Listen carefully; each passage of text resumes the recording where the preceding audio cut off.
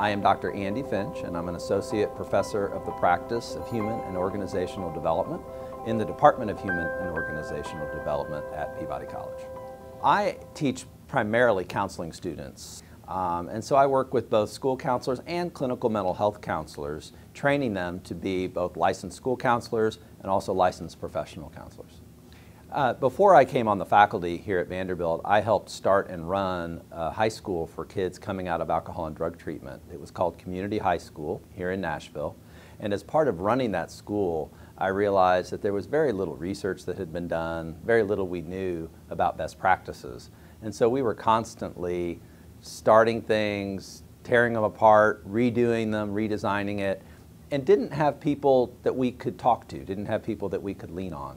And I think through that process, I really made a commitment to myself that I wanted to help other people start and run schools like that, so that they didn't have to relive some of those same mistakes that we made at the beginning.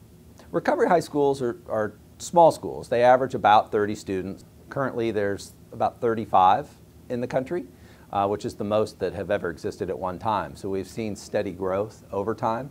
And when you talk about something like recovery high schools that a lot of people don't even know what they are, we need to fill an information gap. We need to explain to people what they are. But then the next thing they want to know is, do they work? And I've had the opportunity now to work on 2 federal grants exploring that very question.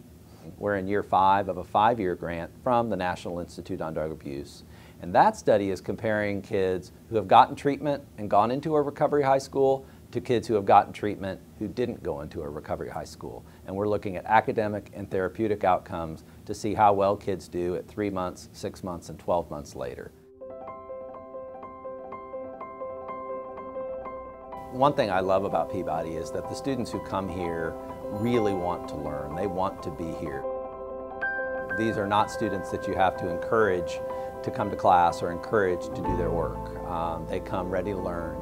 I think the other thing I really value about Peabody is students come from all over the world. And because of that, the students are also learning from each other, learning about different cultures, learning about places they've come from. And I also can't lean back on my assumptions of what things are, because there's so many different lenses that the students are seeing things through that I have to tune into that. And I really appreciate that.